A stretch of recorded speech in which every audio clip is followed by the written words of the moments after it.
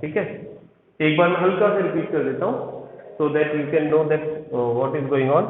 तो यहाँ पर हम बात कर रहे थे हाइड्रोफॉर्माइलेशन ऑफ एल्कीन्स, यानी एल्कीन्स का एल्डिहाइड में कन्वर्जन पहले। तो आप इसमें एल्कीन को कार्बन मोनोऑक्साइड और हाइड्रोजन से रिएक्शन कराते हैं in presence of tetra cobalt tetra carbonyl at high pressure and high temperature. तो आपके पास एल्डिहाइड की फॉर्मेशन होती है। तो ये आपके पास जो है हाइड्रोफॉर्माइलेशन हो गया। बट सेम जो कंपाउंड बना है इसको अगर थोड़ा सा हीट करते हैं आप हाइड्रोजन की प्रेजेंस के अंदर तो इसका फर्दर रिडक्शन हो जाता है, और रिडक्शन से ये एल्डिहाइड जो है ये एल्कोहल में कन्वर्ट हो जाता है, और एल्कोहल जो ये बनाएगा that is RCH2CH2CH2OH, this is alcohol. तो इस तरह से एल्कोहल की फॉर्मेशन हो गई है। ठीक है, तो ये जो रिएक्शन है वैसे इसे हम लोग कहते हैं हाइड्रोफॉर्माइलेशन। ठीक है, तो ये अपन ने कुछ केमिकल प्रॉपर्टीज देख ली बेटा यहाँ पर इसकी किसकी, हाइड्रोजन की। ठीक है, अब थोड़ा और आगे बढ़ेंगे, इसको रब कर रहे हैं।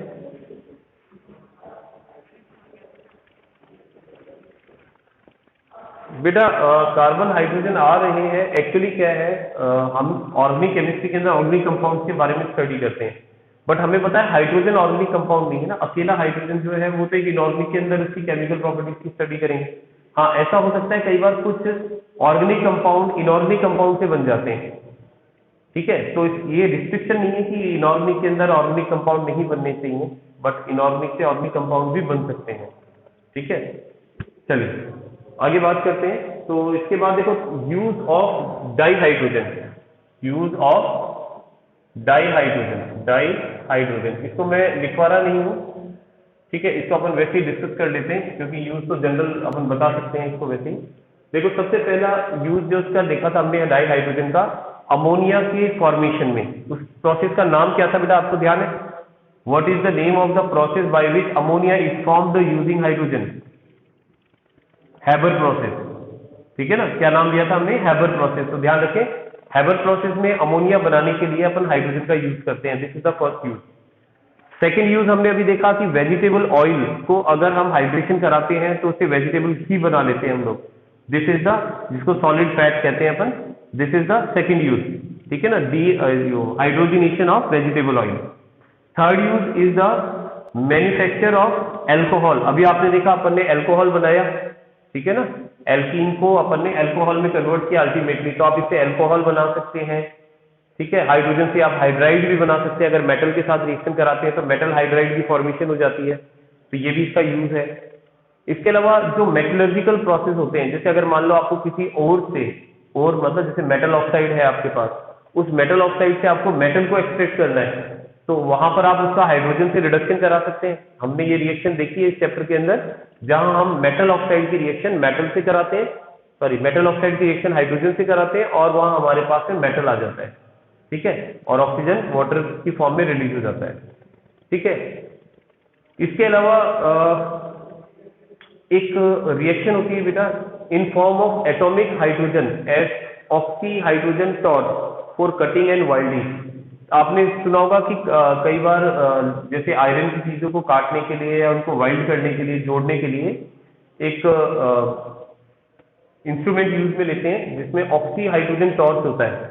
ठीक है, ऑक्सीजन हाइड्रोजन को यूज में लेकर के, और वहां पर वाइल्डिंग के लिए उसको काम में लिया जाता है, क्योंकि उसमें बहुत एनर्जी प्रोड्यूस होती है। उस एनर्जी से जो आयरन है वो भी मेल्ट हो जाता है, तो उसको वाइल्डिंग के लिए काम में लिया जा सकता है। और इसके अलावा जो लिक्विड हाइड्रोजन है, लिक्विड हाइड्रोजन, उसका यूज रॉकेट में फ्यूल की तरह भी किया जाता है।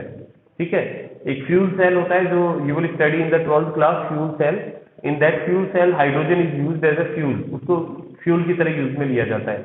ठीक है, तो ये सारी चीजें हम ये 12th में भी पढ़ेंगे, हाइड्रोजन को एज अ फ्यूल। तो अब हम बात करते हैं हाइड्राइड्स की। ये तो यूजेस की बात हो गई है। ठीक है, अब हम बात करते हैं हाइड्राइड्स के बारे में। तो यूजेस में कोई ज्यादा वो नहीं है, इसको वैसे भी लर्न कर सकते हैं। चलिए hydride, let's discuss about hydride. Hydrides के बारे में हम जरा डिस्कस कर लें कि हाइड्राइड्स क्या होते हैं। तो देखिए हाइड्राइड्स में जैसे इससे पहले अपन ने कुछ जब केमिकल रिएक्शन पढ़ी थी तो हमने पढ़ा था कि अगर आप मेटल की रिएक्शन हाइड्रोजन से कराते हैं तो आपके पास मेटल हाइड्राइड बनता है। ठीक है, तो dihydrogen combine with number of elements to form binary compound, तो वो बाइनरी कंपाउंड की फॉर्मेशन करता है जिसे हम हाइड्राइड कहते हैं। तो इसको डिफाइन कर सकते हैं अपन, dihydrogen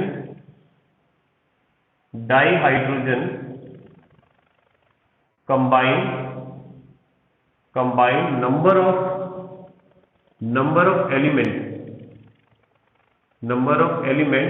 to form a binary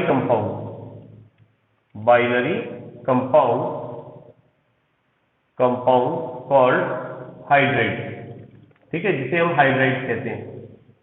तो आपको ध्यान होगा हमने हाइड्राइड मेटल हाइड्राइड भी पढ़ा है, नॉन मेटल हाइड्राइड भी पढ़ा है। अब ये जो हाइड्राइड्स होते हैं इनका भी क्लासिफिकेशन होता है।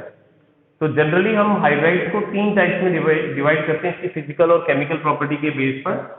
तो हाइड्राइड जो है, hydride can be classified into 3 types, इसको 3 टाइप में हम लोग क्लासिफाई करेंगे, ठीक है। पहला जो हाइड्राइड है हमारे पास दैट इज आयनिक और सॉल्ट लाइक आयनिक हाइड्राइड, ठीक है। ये आयनिक हाइड्राइड है जिसे सॉल्ट लाइक हाइड्राइड भी कहते हैं, सलाइन हाइड्राइड भी कहते हैं, ठीक है। सेकेंड हाइड्राइड आता है मेटेलिक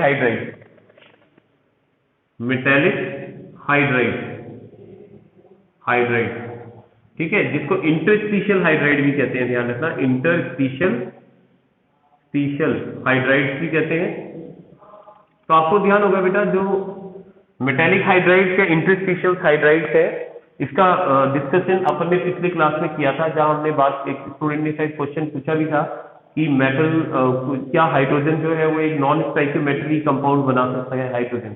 तो वहां हमने बताया था कि मेटल के बीच बीच में जो एम्प्टी स्पेस होते हैं जिन्हें हम इंटरस्टीशियल स्पेस कहते हैं, वहां हाइड्रोजन भरा हुआ रहता है, उसे हम लोग क्या बोलते हैं, इंटरस्टीशियल हाइड्राइड या मेटेलिक हाइड्राइड कहते हैं। और नेक्स्ट आता है आपके पास मॉलिक्यूलर या covalent hydride, that is molecular और कोवलेंट हाइड्राइड, ठीक है। ये थर्ड टाइप ऑफ हाइड्राइड। तो one by one we will study all the 3 types of hydride. इन तीनों के बारे में हम एक एक करके स्टडी करेंगे। तो सबसे पहले हम स्टार्ट करते हैं, let us start with the first type of hydride that is ionic hydride. अगर मैं आयनिक हाइड्राइड की बात करूं तो जो हमारे पास फर्स्ट ग्रुप के एलिमेंट हैं, ठीक है, एल्कलाई मेटल, और जो सेकंड ग्रुप के एलिमेंट है that is alkali earth metal, ये दोनों ही हाइड्रोजन के साथ में जो हाइड्राइड्स बनाते हैं, ठीक है, वो आयनिक हाइड्राइड है, कुछ एक्सेप्शन को छोड़ करके, जैसे बेरिलियम और मैग्नीशियम को छोड़ दें तो बाकी सारे हाइड्राइड्स जो होते हैं वो आयनिक होते हैं। तो आप ये चीज ध्यान रख सकते हैं कि metals of first and second group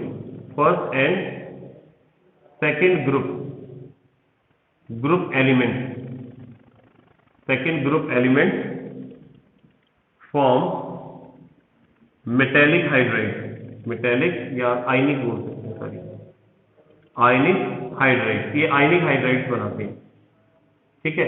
बेटा ऐसा मुझे कोई बता सकता है इसका रीजन कि why metallic hydrides are formed by first and second group element, ये फर्स्ट या सेकंड ग्रुप एलिमेंट ही क्यों बनाते हैं? Can anybody give me the reason? कोई इसका रीजन बता सकता है कि आयनिक हाइड्राइड ये ही क्यों बना रहे हैं, बाकी क्यों नहीं बनाते? इसमें हमने इन्हीं को क्यों इंक्लूड किया? Can anybody give me the reason? No? देखो there is a very simple reason behind it. पहला तो ये ध्यान रखो कि आयनिक कंपाउंड कब बनता है। आपने 10th स्टैंडर्ड में पढ़ा है when there is a difference between the electronegativity of two elements. जब दो एलिमेंट्स के बीच में इलेक्ट्रोनेगेटिविटी का डिफरेंस ज्यादा होता है तो दोनों कंबाइन होकर के कौन सा हाइड्राइड बनाते हैं? आयनिक हाइड्राइड बनाते हैं या आयनिक कंपाउंड बनाते हैं। तो यहां पर हम देख रहे हैं हाइड्रोजन की इलेक्ट्रोनेगेटिविटी तो फिक्स है, सेम है, बट अगर आप उसके साथ में कोई इलेक्ट्रो पॉजिटिव एलिमेंट लेते हैं जो बहुत ज्यादा इलेक्ट्रो पॉजिटिव है तो हाइड्रोजन इलेक्ट्रोनेगेटिव हो जाएगा और उनकी इलेक्ट्रोनेगेटिविटी का डिफरेंस भी काफी ज्यादा हो जाएगा। तो उससे बनने वाला जो हाइड्राइड है वो क्या कहलाएगा? वो कहलाएगा आयनिक हाइड्राइड, ठीक है। तो इसका एग्जाम्पल क्या हो सकता है? इसका एग्जाम्पल हो सकता है जैसे मान लो सोडियम हाइड्राइड है, ठीक है, कैल्शियम हाइड्राइड है, पोटेशियम हाइड्राइड, ठीक है, एंड पोटेशियम हाइड्राइड एंड और आगे देखें सीजियम हाइड्राइड है। So these are the etc. etc. These are the example of ionic hydride. But इसका एक्सेप्शन भी है, इसका एक्सेप्शन बी है, और एक्सेप्शन क्या है, BeH2 एंड MgH2। ठीक है, BeH2 और MgH2 ये दो ऐसे हमारे पास में हाइड्राइड है जो कि आयनिक नहीं है, आर कोवेलेंट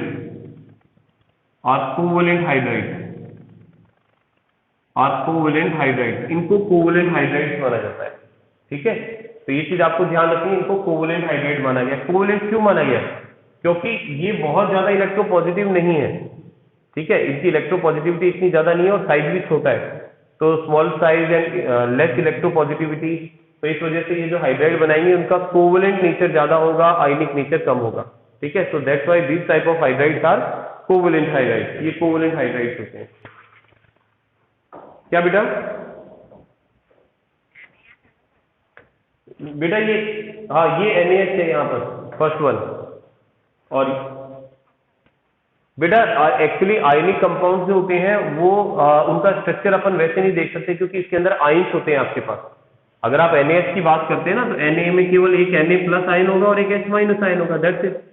तो बस ये केवल एक अट्रैक्शन से जुड़ रहे हैं, इलेक्ट्रोस्टैटिक फोर्स ऑफ अट्रैक्शन है, इन दोनों के बीच में एक अट्रैक्शन फोर्स है, क्योंकि मॉलिक्यूल तो बना रहे ही नहीं है ना ये, they are not considered as molecule. हाँ, इनका स्ट्रक्चर देख सकते हैं हम लोग किसका, जो आगे हम पढ़ेंगे BeH2 और MgH2 का। एक्चुअली ये पॉलीमेरिक होते हैं।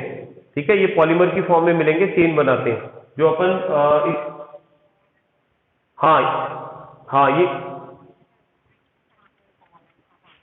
वापस बोलो बेटा, क्या कह रहे हो? हम्म, हाँ खुद ही कोवलेंट कह रहे हैं ना, मॉलिकुलर को ही तो कोवलेंट कह रहे हैं अपन लोग। ठीक है ना, molecular hydrides are called covalent hydrides. ठीक है, इसके बारे में भी हम स्टडी करेंगे अलग से, पहले अभी तो we are talking about the ionic hydride. पहले हम जो बात कर रहे हैं वो आयनिक हाइड्राइड के बारे में बात कर रहे हैं। ठीक है, ओके। अब ये हाइड्राइड जो बनते हैं, मेरा ध्यान रखना, ट्रांसफर ऑफ इलेक्ट्रॉन से बनते हैं। जैसे हम अभी बता ही रहे हैं कि इनका इलेक्ट्रोपॉजिटिव एलिमेंट जो होते हैं उनके साथ फॉर्मेशन करते हैं, तो ये ध्यान रखना, इसके अंदर ये पॉइंट लिख सकते हैं कि आयनिक हाइड्राइड की बात कर रहा हूं मैं। Ionic hydride are formed by transfer of electrons। ठीक है, इलेक्ट्रॉन्स के ट्रांसफर से बनते हैं। जब इलेक्ट्रॉन ट्रांसफर होता है एक एलिमेंट से दूसरे एलिमेंट पे, तब इनकी फॉर्मेशन होती है। ठीक है, और नेचर कैसा होता है इनका, दीज आर व्हाइट, सफेद रंग के मिलेंगे आपको, व्हाइट मिलेंगे, क्रिस्टलाइन मिलेंगे, मतलब क्रिस्टल की फॉर्म में मिलेंगे, ध्यान रखिए। ठीक है, तो they are white crystalline solid, white crystalline solid, ये व्हाइट क्रिस्टलाइन सॉलिड होते हैं। ठीक है, और इसके अलावा इनकी अगर डेंसिटी की बात करें, डेंसिटी ऑफ मेटल हाइड्राइड जो है वो मेटल से ज्यादा होती है। अगर हम डेंसिटी की बात करें कि एक तो है आपके पास मेटल हाइड्राइड और एक है metal, and we are comparing the density. ठीक है, तो इनकी डेंसिटी मेटल से ज्यादा होती है। Can anybody give me the reason why their density is high, कि इनकी डेंसिटी हाई क्यों होती है बेटा, मेटल हाइड्राइड की डेंसिटी मेटल से ज्यादा क्यों होती है? अभी इसका हमने थोड़ा सा डिस्कस किया था इस चीज को। ठीक है, अभी हमने कहा था बेटा मेटल जो होते हैं एक्चुअली में, उन मेटल्स के बीच बीच में कुछ स्पेस होता है। तो कभी कभी क्या होता है कि ये जो स्पेस होता है ना, इस स्पेस के अंदर भी हाइड्रोजन फिल हो जाता है। ठीक है, तो मेटल हाइड्राइड में भी क्या होता है कि जो इनकी डेंसिटी बढ़ने का रीजन जो है वो ये है कि जो हाइड्रोजन बीच बीच में होल्स में भी ऑक्यूपाई हो जाते हैं, तो इस वजह से वो, भाई वॉल्यूम में तो चेंज हुआ नहीं, वॉल्यूम तो सर्टन ही है, बट उसके अगर स्पेस के अंदर खाली जगह में हाइड्रोजन ऑक्यूपाई हो गया तो डेफिनेटली उसकी डेंसिटी को क्या करेगा, इंक्रीज करेगा। ठीक है, तो ये ध्यान रखना। तो इसका रीजन मैं यहां लिख देता हूं, रीजन, इसका रीजन है कि हाइड्रोजन जो है वो ऑक्यूपाई कर लेगा मेटल के अंदर, जो लैटिस के अंदर होल्स होंगे उनमें। ठीक है ना, तो hydrogen occupy the space in holes of lattice. ठीक है, लैटिस में जो होल्स होते हैं उनके अंदर स्पेस को ऑक्यूपाई कर लेता है, तो that's why their density increases, इसमें उनकी डेंसिटी जो होती है वो इंक्रीज हो जाती है। ठीक है, तो ये अपन ने कुछ इस हाइड्राइड के बारे में बात कर दी है। अच्छा, इसके अलावा और इनके बॉइलिंग और मेल्टिंग पॉइंट को भी अपन डिस्कस कर सकते हैं। एक बार इसको रफ कर ही देते हैं ना, क्योंकि अपन को और पॉइंट लिखने पड़ेंगे, फिर इसको अलग से ले लेंगे। ठीक है, इसके और पॉइंट ले लेते हैं। तो अगर हम बात करें इसके मेल्टिंग और बॉइलिंग पॉइंट की, मेल्टिंग एंड बॉइलिंग पॉइंट, ठीक है, इनके मेल्टिंग और बॉइलिंग पॉइंट जो होते हैं वो हाई होते हैं, ध्यान रखें। जनरली इनके मेल्टिंग और बॉइलिंग पॉइंट आपको हाई देखने को मिलेंगे। ठीक है, हाई टेम्परेचर पर वो मेल्ट होते हैं या बॉइल होते हैं। इसके अलावा अगर हम इलेक्ट्रिसिटी की बात करें तो they conduct electricity in fused state. ठीक है, अगर ये फ्यूज्ड स्टेट के अंदर होंगे तो इलेक्ट्रिसिटी का कंडक्शन करेंगे, बट सॉलिड स्टेट में इलेक्ट्रिसिटी का कंडक्शन नहीं करते हैं। तो ये भी चीज ध्यान रखें कि conduct electricity in fused state. Fuse का मतलब मोल्टन हो गया, फ्यूज्ड एंड मोल्टन स्टेट।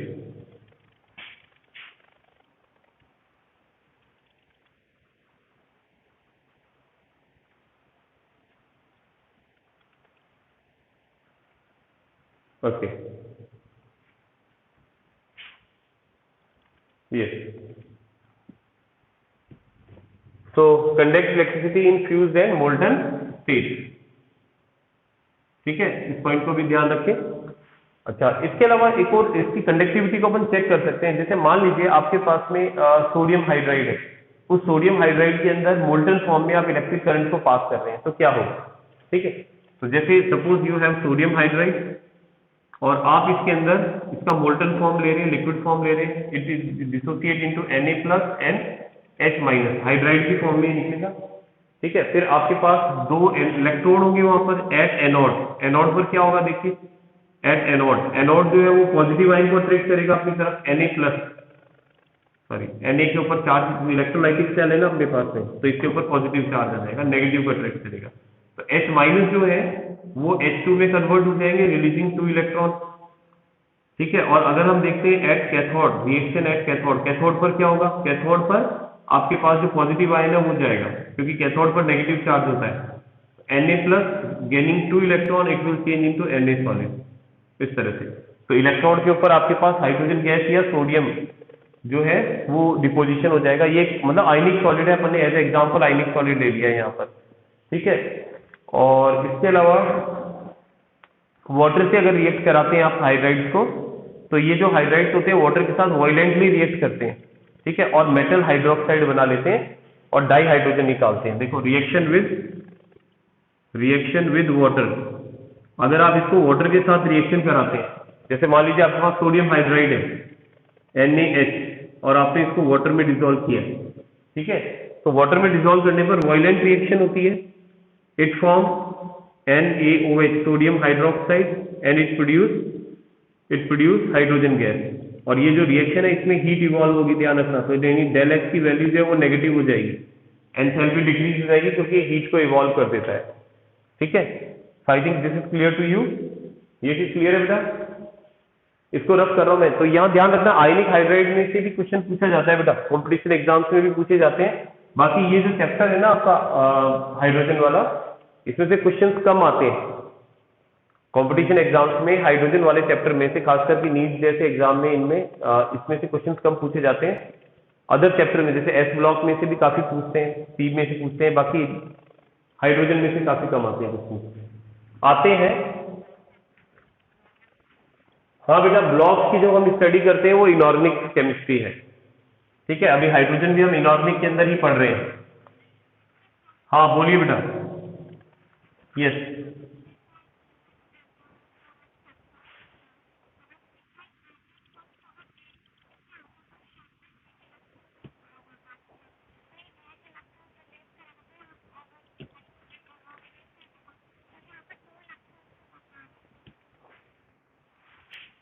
आप इसके दो, वो एक्चुअली मैंने हाइड्रोजन प्रोड्यूस करने के लिए यहाँ पर 2 यूज में लिए हैं। ठीक है ना, इसको बैलेंस कर सकते हैं अपन, चाहे तो यू लगा दो, आप यहाँ पर 2 लगा दें। ठीक है, यहाँ पर 2 लगा ही दिया आपने, 2 इलेक्ट्रॉन लीव हुए, यहाँ 2 लगा दें और यहाँ पर भी 2 लगा दें। ठीक है, ये बैलेंस नहीं था, बैलेंस हो गया। ठीक है, क्लियर है बेटा?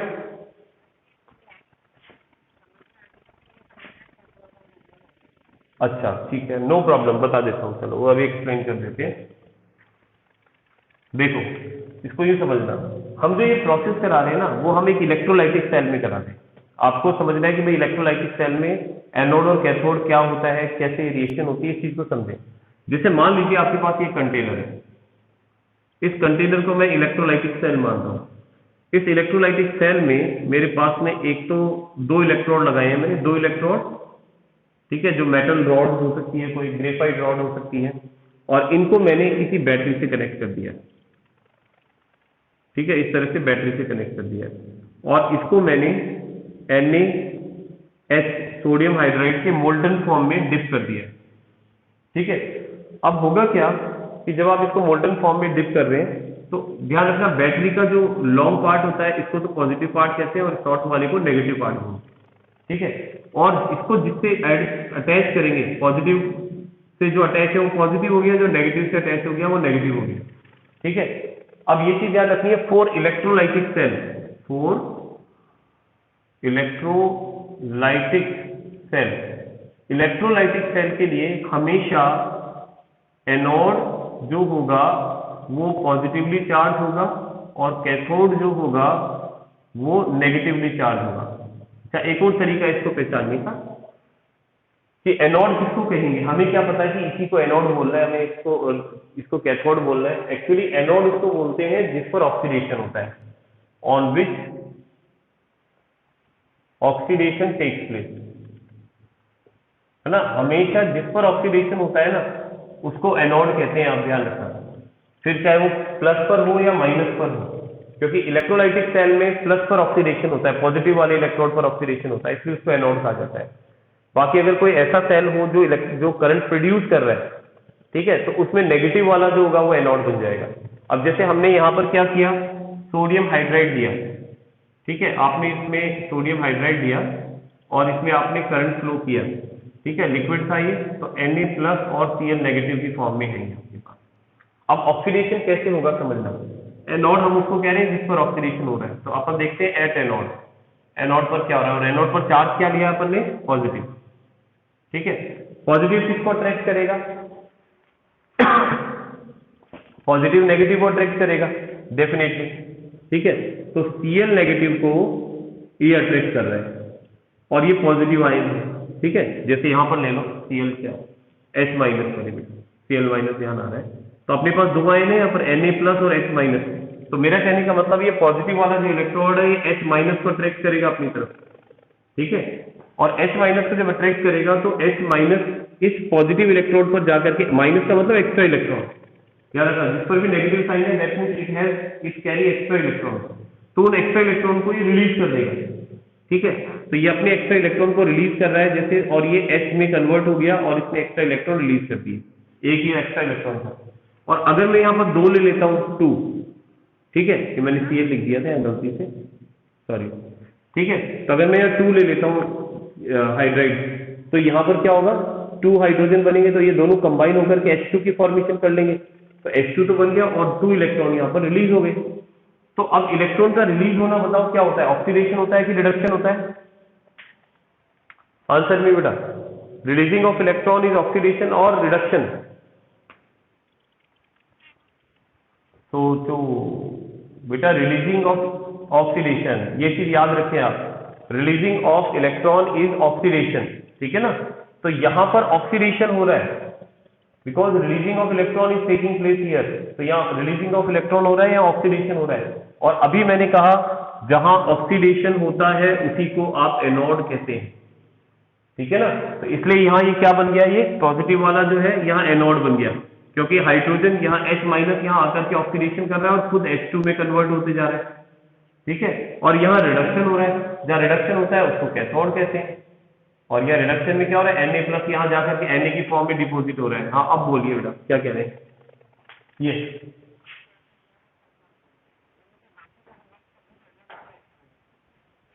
बैटरी को, हाँ बिल्कुल बिल्कुल, अगर आपने बैटरी को ऐसे कर दिया, यूं कर दिया, तो हाइड्रोजन यहाँ इकट्ठा होने लग जाएगा, ठीक है ना, क्योंकि ये बैटरी पर डिपेंड करेगा कि आपने इलेक्ट्रोड को बैटरी के कौन से पार्ट से कनेक्ट किया है।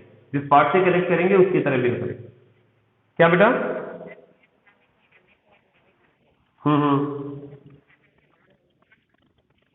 बिल्कुल करा जा सकता है बेटा, लेकिन उसके लिए कि जो रिक्वायर्ड वोल्टेज है, उस जो बैटरी आप कनेक्ट कर रहे हैं उसमें वो रिक्वायर्ड वोल्टेज होना चाहिए जो उन आयंस को के डिस्पर्सन के लिए चाहिए होता है।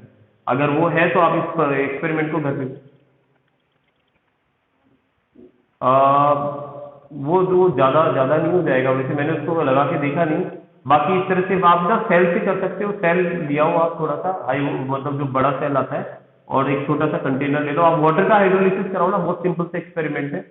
क्योंकि भाई एक्चुअली यहाँ प्रॉब्लम क्या आती है बताओ इस एक्सपेरिमेंट को कराने में, कि सोडियम हाइड्राइड जो है बेटा इसका मेल्टिंग पॉइंट बहुत ज्यादा है, और सॉलिड में करंट फ्लो होगा नहीं, मोल्टन फॉर्म में होगा, तो मोल्टन में आप कन्वर्ट कर नहीं पाओगे, तो इसका सबसे, और NaCl का भी मेल्टिंग पॉइंट बहुत ज्यादा है। तो इसलिए कोई भी बच्चा अगर इस तरह का एक्सपेरिमेंट करना चाहता है तो वो उसके लिए सबसे सिंपल रहता है कि वाटर का इलेक्ट्रोलाइसिस करा दो, कि वाटर को कंटेनर में, नहीं क्लोरीन नहीं बनेगा बेटा, वाटर का अगर आप इलेक्ट्रोलाइसिस कराएंगे तो हाइड्रोजन और ऑक्सीजन बनेगा। आपके पास दो इलेक्ट्रोड होंगे, एक इलेक्ट्रोड पर हाइड्रोजन प्रोड्यूस होगा, दूसरे पर ऑक्सीजन प्रोड्यूस होगा।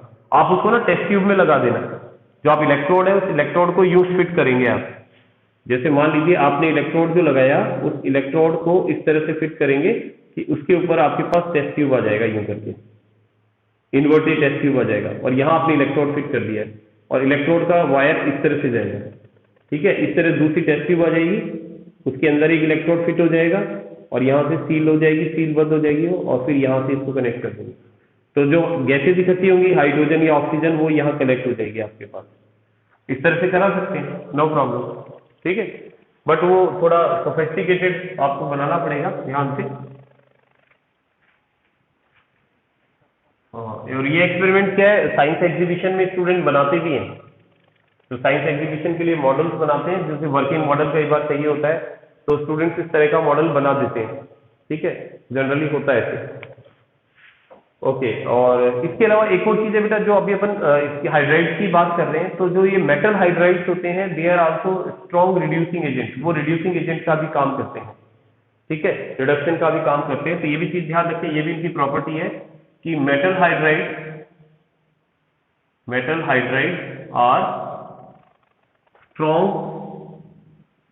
स्ट्रॉन्ग रिड्यूसिंग एजेंट, ठीक है, ये स्ट्रॉन्ग रिड्यूसिंग एजेंट होते हैं। एक सिंपल सी रिएक्शन देख सकते हैं जहां पर ये रिडक्शन कर रहे हैं, जैसे मान लीजिए आपके पास में एक कंपाउंड है दैट इज कार्बन मोनोऑक्साइड, और आप इसकी रिएक्शन करा रहे हैं सोडियम हाइड्राइड से, तो हम ये मान रहे हैं कि जो मेटल हाइड्राइड्स होते हैं वो रिड्यूसिंग एजेंट होते हैं, मतलब ऑक्सीजन को रिलीज कराने का नेचर रखते हैं, ठीक है। तो यहां पर क्या होगा कि जब आप इसकी रिएक्शन कराएंगे तो ये यहाँ पर ये हाइड्रोजन इसके साथ कंबाइन होगा, ऑक्सीजन इस कंपाउंड ऑक्सीजन को गेन करेगा, ठीक है, और गेन करने के बाद जो कंपाउंड बनाएगा that is HCOONA and carbon. तो यहाँ आपके पास में ये तो कार्बन मोनोऑक्साइड था, कार्बन मोनोऑक्साइड, और यहाँ अगर आप देखते हैं तो यहाँ पर केवल कार्बन बच गया है। तो इसमें वैसे दो कार्बन मोनोऑक्साइड के मॉलिक्यूल्स थे, जिसमें से एक कार्बन मोनोऑक्साइड कार्बन में चेंज हो गया, तो इसमें से ऑक्सीजन का तो रिमूवल हो ही गया है बेटा। आप देखें तो यहाँ ऑक्सीजन है और यहाँ ऑक्सीजन नहीं है, लेकिन ऐसा किसकी वजह से हुआ? सोडियम हाइड्राइड की वजह से हुआ, ठीक है। तो इसलिए हम ये कह रहे हैं कि ये सोडियम हाइड्राइड जो है वो रिड्यूसिंग एजेंट का काम कर रहा है, रिड्यूसिंग एजेंट का काम कर रहा है। तो it can act as reducing agent. इसने कार्बन मोनोऑक्साइड को किसमें कन्वर्ट कर दिया है? सोडियम फॉर्मेट में कन्वर्ट कर दिया है। इसे formic acid of sodium salt of formic acid भी कहते हैं, ठीक है। तो ये कुछ इसकी रिडक्शन रिएक्शन है। तो दैट्स ऑल फॉर टुडे, ठीक है। बाकी अपन बात करते हैं बेटा कल। तो आज की क्लास में इतना ही।